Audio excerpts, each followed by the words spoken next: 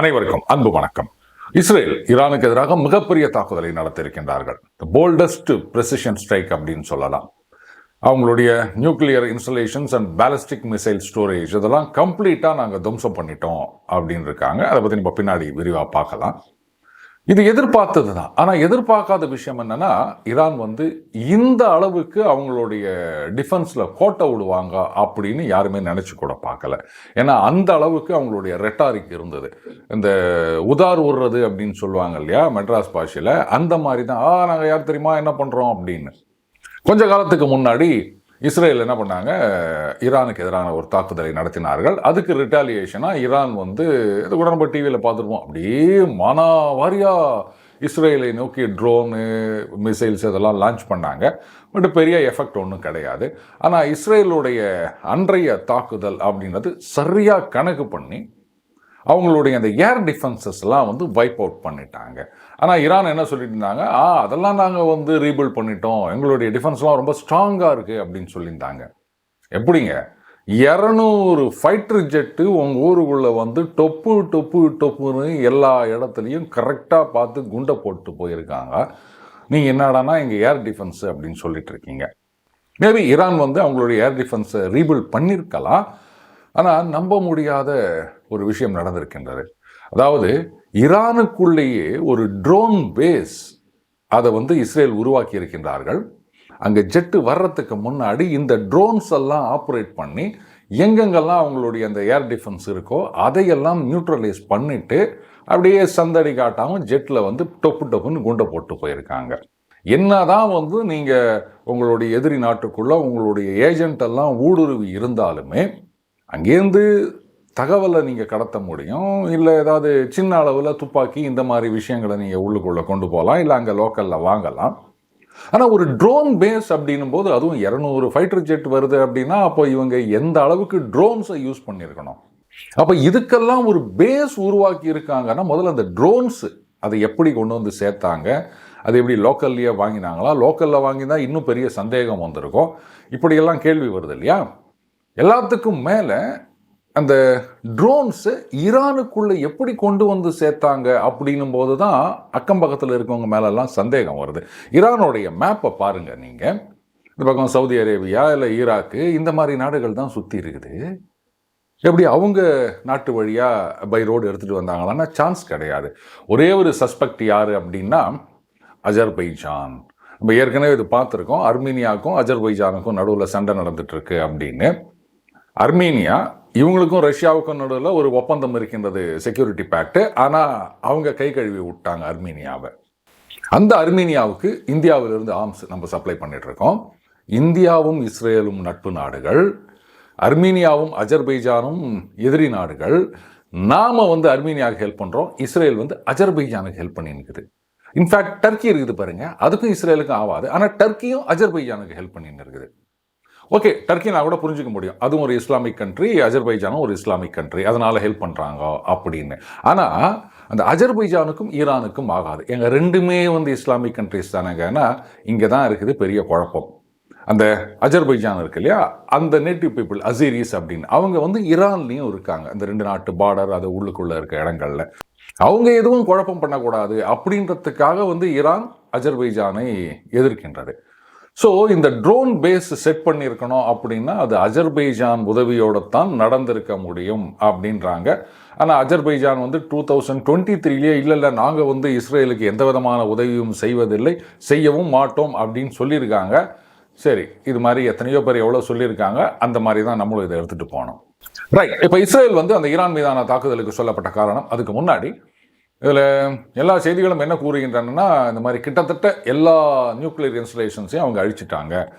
So இனிமே Iran அணுகுண்டு தயாரிக்கணும் அப்படின்னா மறுபடியும் முதல்லேருந்து ஆரம்பிக்கணும். ஒரு 10 வருஷம் பின்தள்ளப்பட்டது அப்படின்னு சொல்கிறாங்க.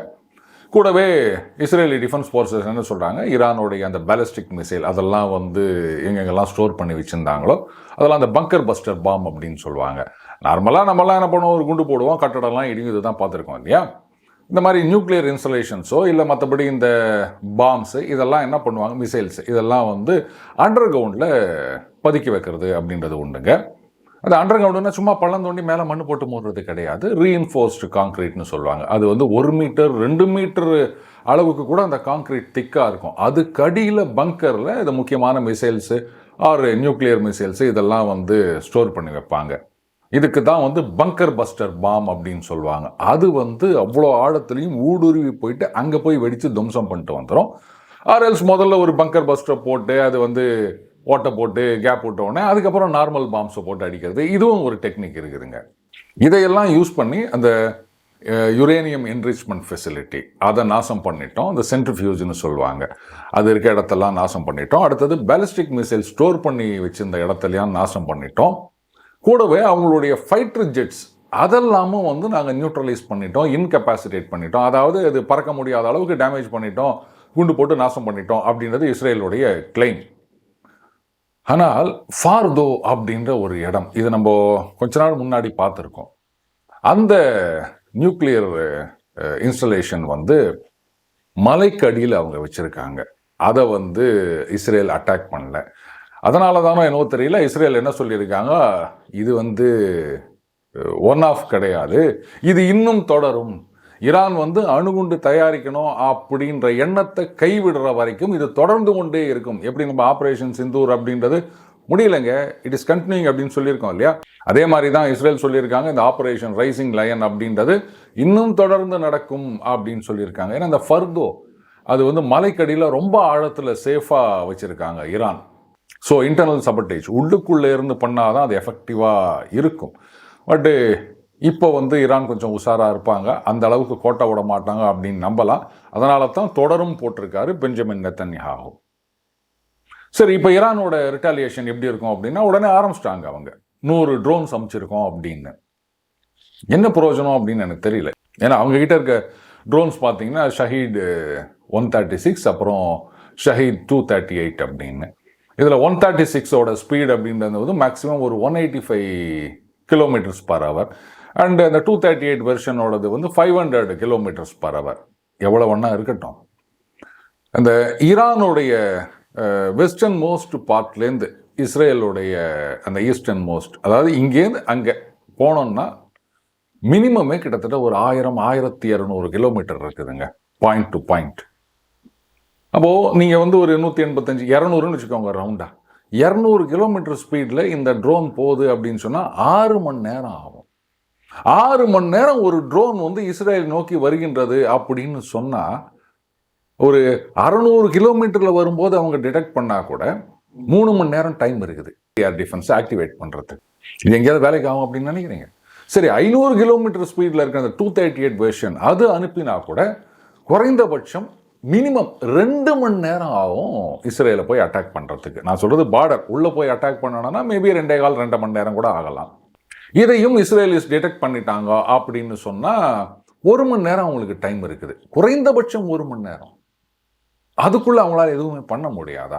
இதில் ஈரானுடைய சிக்கலே என்னன்னு கேட்டிங்கன்னா, அவங்க வந்து இப்போ இந்தியா பாகிஸ்தான் மாதிரி கிடையாதுங்க.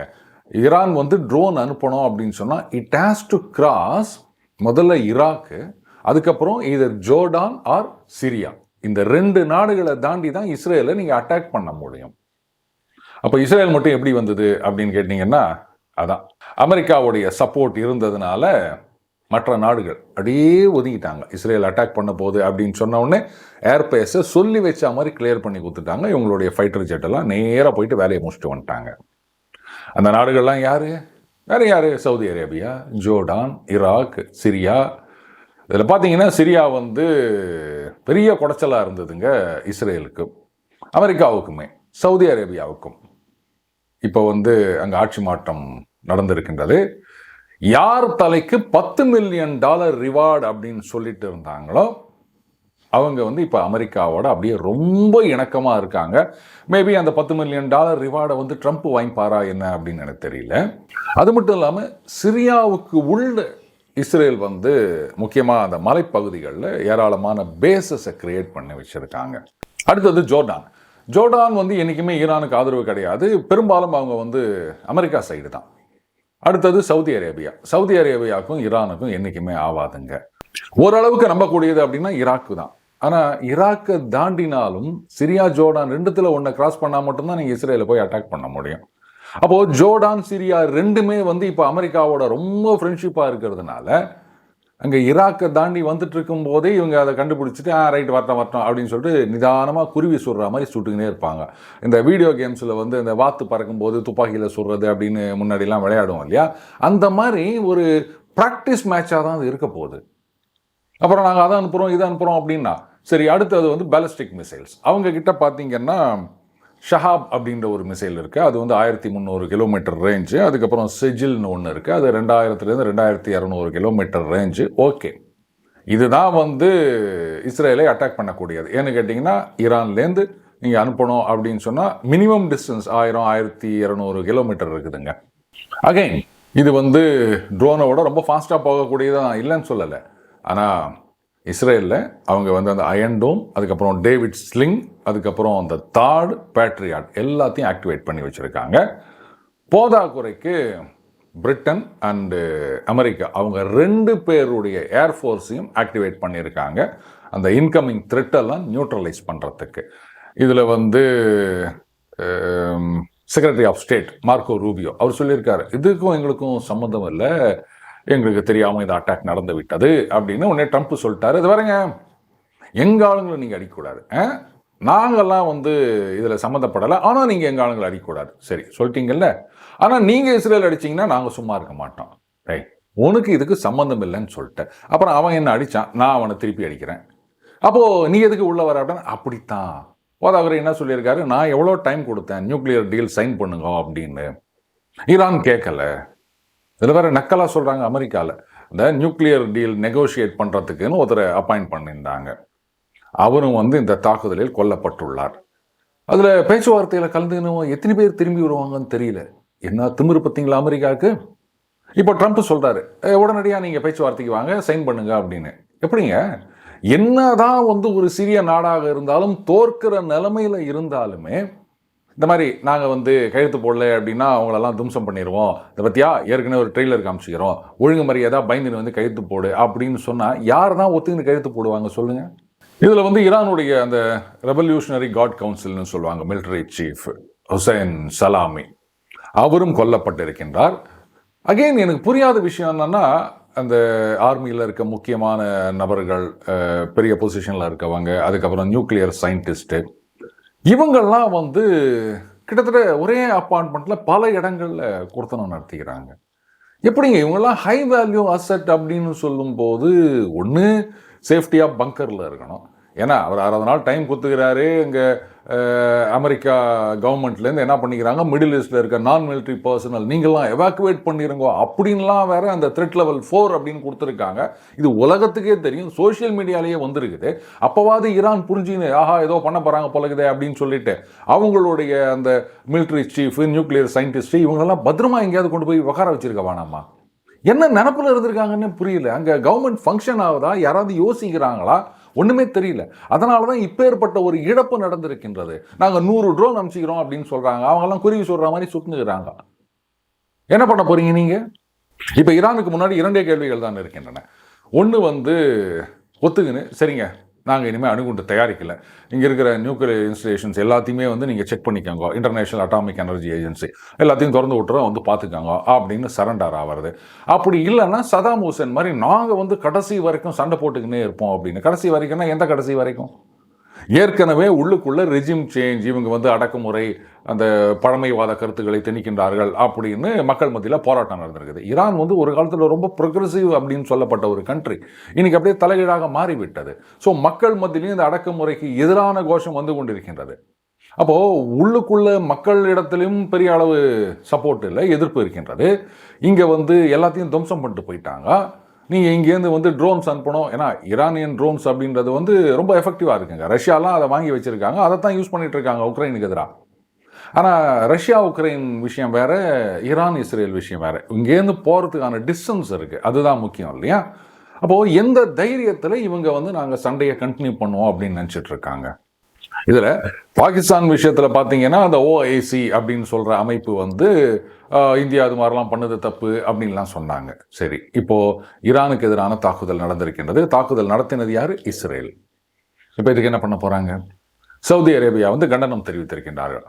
ரைட், இனிமே தொடர்ந்து தாக்குதல் நடத்தினா நாங்கள் வந்து உங்களோட உறவை துண்டித்துக் கொள்வோம் அப்படின்னு எந்த நாடாவது சொல்லுவாங்களா? அமெரிக்கா கிட்ட சொல்ல மாட்டாங்க. என்னங்க, நாங்கள்லாம் வந்து ஒரே அமைப்பின் கீழ் இருக்கின்றோம், ஒருத்தருக்கு ஒருத்தர் உதவிக்கணும் அப்படின்லாம் சொல்லிட்டு இருந்தீங்க. இப்போ ஒரு மாசம் கூட ஆகல, அப்படியே எல்லாரும் வாய் மூடி மௌனம் ஆயிட்டீங்க. அந்த அமைப்பின் அந்த ஒற்றுமை அப்படின்றது அப்படியே வெர்டிகலா ஸ்பிளிட் ஆயிடுச்சு.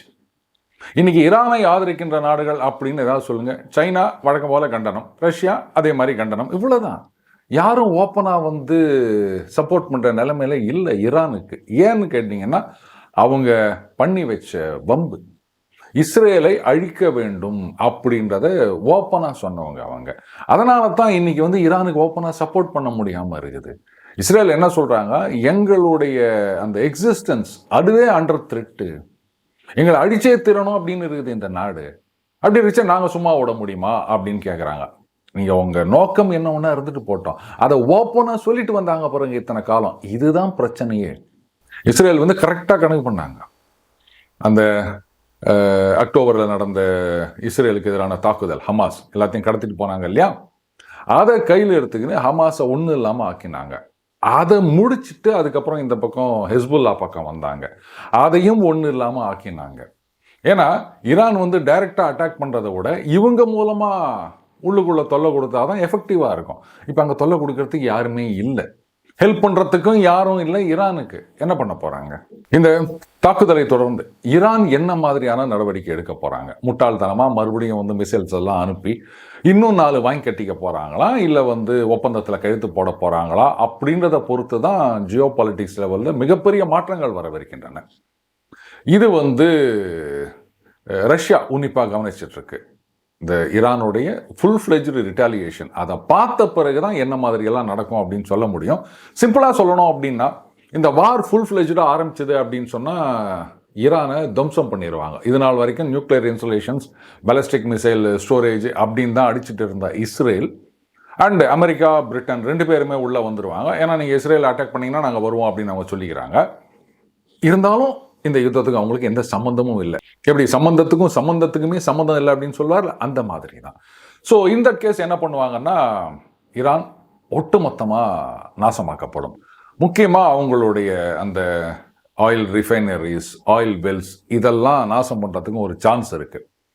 எதுக்கு சார் இதை நாசம் பண்ணணும்?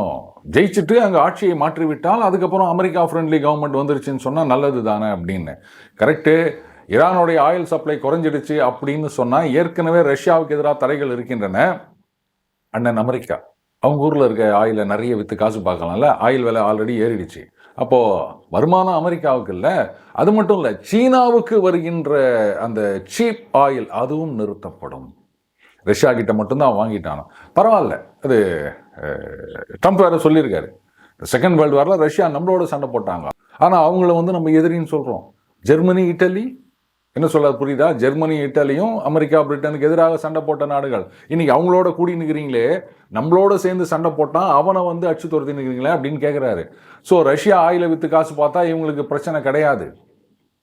ட்ரம்ப்பை பொறுத்த வரைக்கும் நான் ஆரம்பத்திலேயே சொன்னேன், ரஷ்யா வந்து வளர்ந்து வருகின்றது அப்படின்னா அதை பற்றி அவருக்கு கவலையே கிடையாது.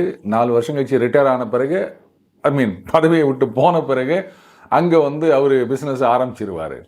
கொஞ்ச நாளைக்கு முன்னாடி, அதாவது இந்த உக்ரைன் ரஷ்யாவில் போயிட்டு அந்த ட்ரோன் தாக்குதல் நடத்தினாங்க இல்லையா, அதுக்கப்புறம் பார்த்தீங்கன்னா புட்டினும் ட்ரம்ப்பும் ஃபோனில் பேசினாங்க. கிட்டத்தட்ட 1.25 மணி நேரம் பேசினாங்க. அதில் ஈரான், உக்ரைன் 2த்தை பற்றியும் பேசினாங்க.